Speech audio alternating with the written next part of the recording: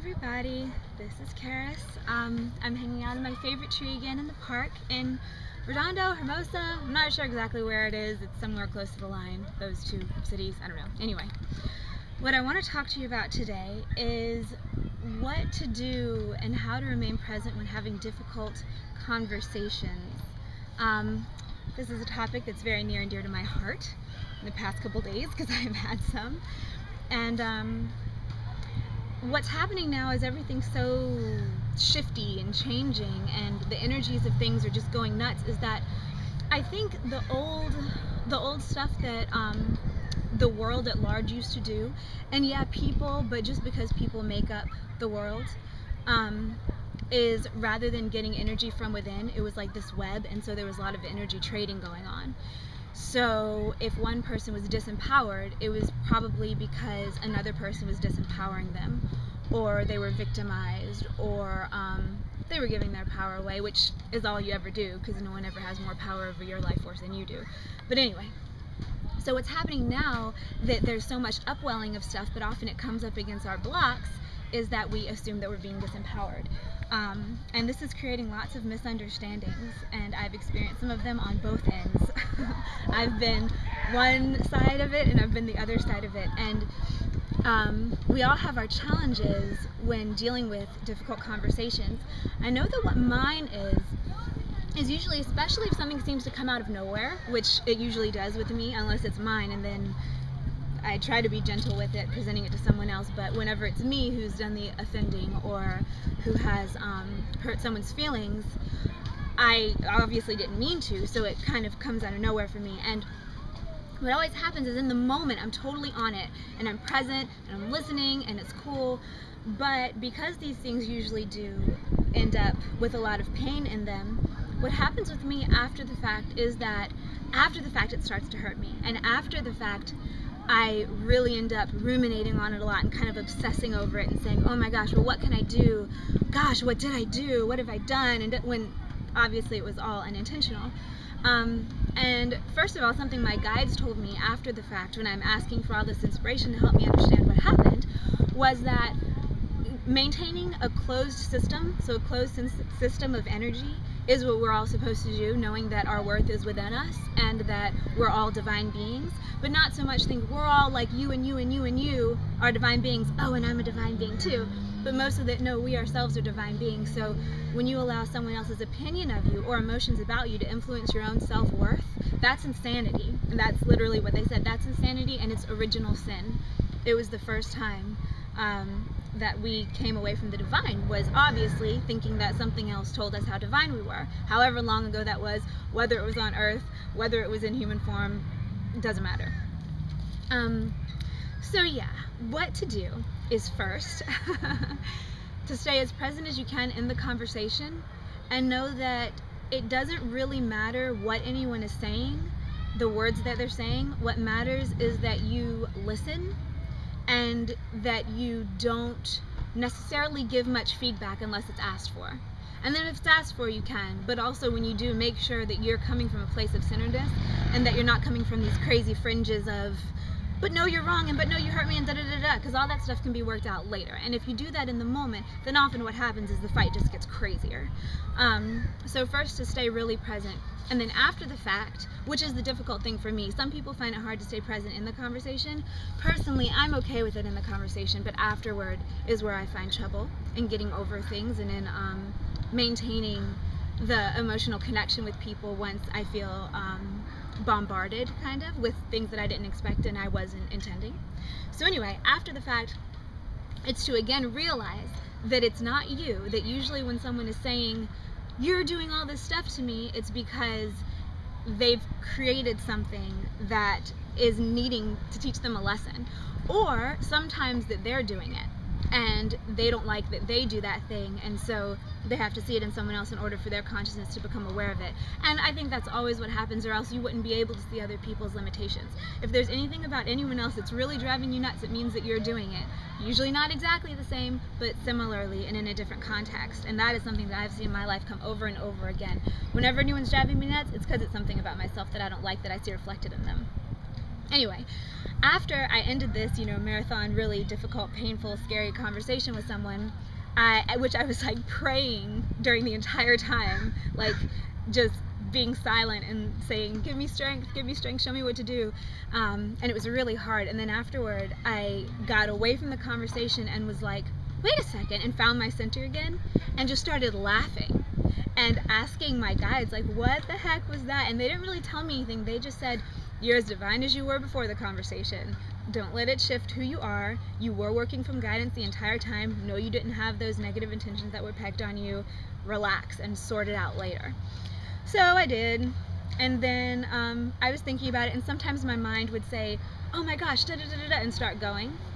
But usually what was happening was I was feeling that something was being presented to me as an opportunity to come to a deeper realization of how things work and to heal.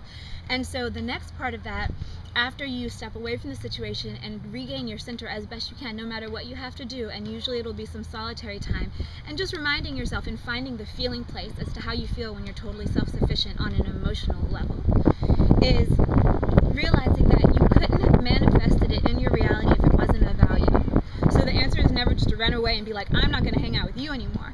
Even if that might eventually be the answer. I mean, sometimes tests come to you to say, what are you going to take before you end an unhealthy relationship? Sometimes tests come to you and say, you're going to keep manifesting this situation again and again and again, and if you keep running from it again, it's just going to show up again. And relationships transform to give you the lessons that you need, which is why a lot of times people feel like they've been bait and switched, especially in love relationships and soulmate relationships, romantic and non. They fall in love with someone, even if it's not romantic love, even if it's just friendship, and get really, really into that person and feel like everything's heaven, and then it all turns to hell in a moment. And it's because you're safe enough to allow that person to reflect back to you the things you need to learn. So looking at it and saying, what exactly is the universe trying to teach me? And looking at it from a perspective of, there's something super valuable in here, especially if you were happy before it. When this conversation started, I was in a very blissed out and centered and faithful place. And then by the end of the conversation, I was pretty shaky. It was a really long conversation.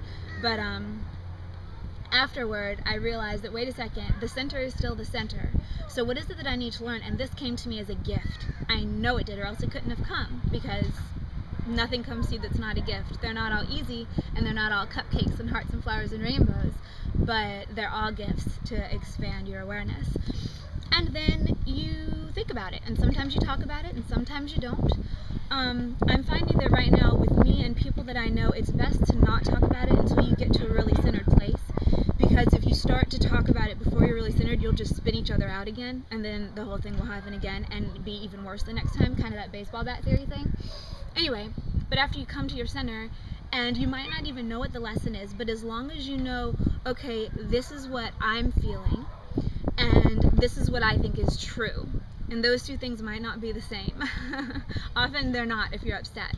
And an added bonus of this learning process is, if you are really upset, if you're feeling that gnashing or that pleading or whatever it is, then you're not accurate and you need to step back and wait a moment until you're centered again. And then what will likely happen is it'll come up again. You'll have to stop and wait a moment till you're centered again.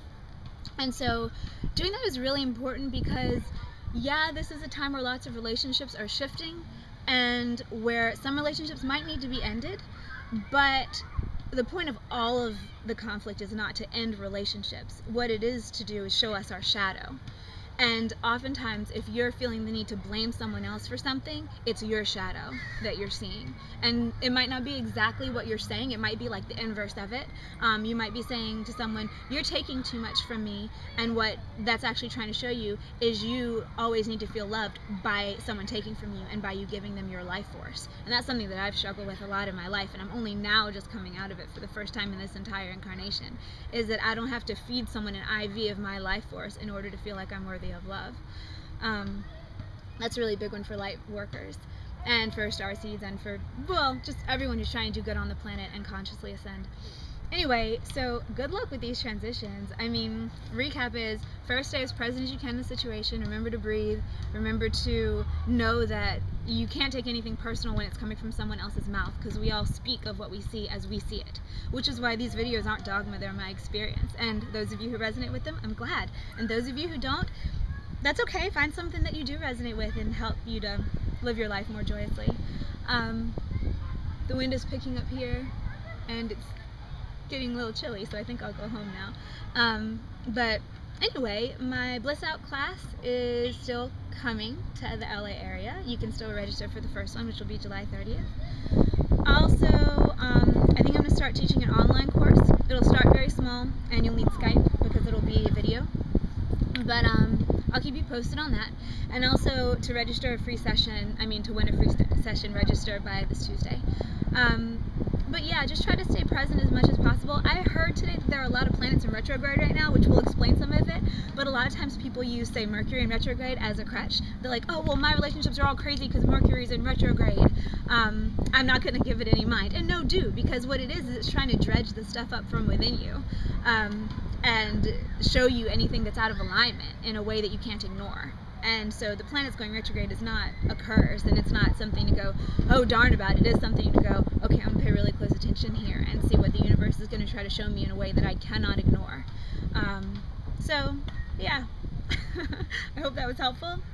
I felt a little scattered, but it's probably because yesterday we went and hiked on the dunes in the Mojave Desert, and it was intense. I'm going to compile a video tomorrow, I think, if I get all the footage back, because I was the only one recording, and kind of almost passed out and was in the desert, the sand dunes at like noon, which wasn't very smart, but in the end it ended up being so blissful after getting out of the heat and the sun that it was totally worth it, and I felt a definite purging of negative energies.